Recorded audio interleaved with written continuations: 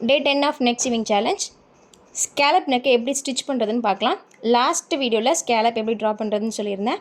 So அதை cut பண்ணி எடுத்துட்டேன். இப்போ நம்ம ஸ்டிச் பண்ண போகிறோம். ஸ்டிச் கொடுக்கும்போது இந்த கேன்வாஸோட எட்ஜில் நம்ம வந்து ஸ்டிச் கொடுக்கணும். கரெக்டாக கேன்வாஸோட எட்ஜில் ஸ்டிச் கொடுங்க. கொஞ்சம் கொஞ்சமாக டர்ன் பண்ணி ஸ்டிச் கொடுக்கணும்.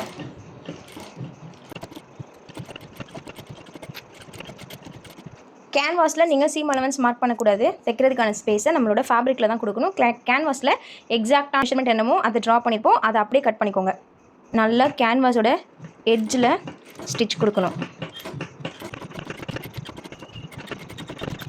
ஸ்டிச் கொடுத்து எடுத்தாச்சு. இப்போ 1/4 இன்ச் நம்ம ஃபேப்ரிக்கில் விட்டுட்டு கட் பண்ணணும்.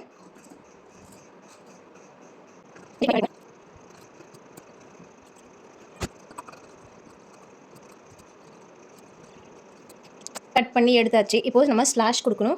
ஸ்லாஷ் கொடுக்கும்போது பார்த்திங்கன்னா இந்த கார்னரில் ஸ்லாஷ் கொடுத்துக்கணும். ஓகே, கரெக்டாக இந்த ஸ்டிச் வரைக்கும் நம்ம வந்து கட் பண்ணி விட்டுக்கணும். இந்த இடத்துல கொஞ்சம் எக்ஸ்ட்ரா ஃபேப்ரிக் இருந்துச்சுனாலும் கட் பண்ணி எடுத்துருங்க. இந்த ஸ்டிச் வரைக்கும் இந்த இடத்துல கட் பண்ணி விட்டுட்டு இங்கே நல்ல கர்வியராக வர இடத்துல ஒரு குட்டி நாச் போட்டுக்கோங்க. அப்போ ஈஸியாக டர்ன் ஆகும். நம்ம ப்ராப்பராக வரணும்னா இந்த மாதிரி பண்ணோன்னா நல்லா ப்ராப்பரான ஸ்கேலப் ஷேப் வரும். ஓகே, நல்லா கர்வியராக இருக்கிற இடத்துல நாச் போட்டுக்கோங்க.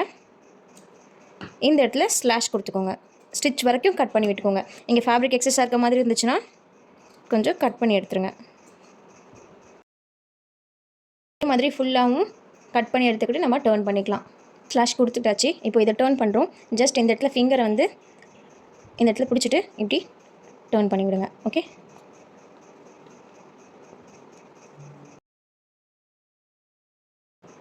ஸ்கேலப் நெக் இப்படி நீட்டாக ரெடி ஆகிடும். இதை அயன் பண்ணி விட்டோம்னா நல்லா நீட்டாக ரெடி ஆகிடும்.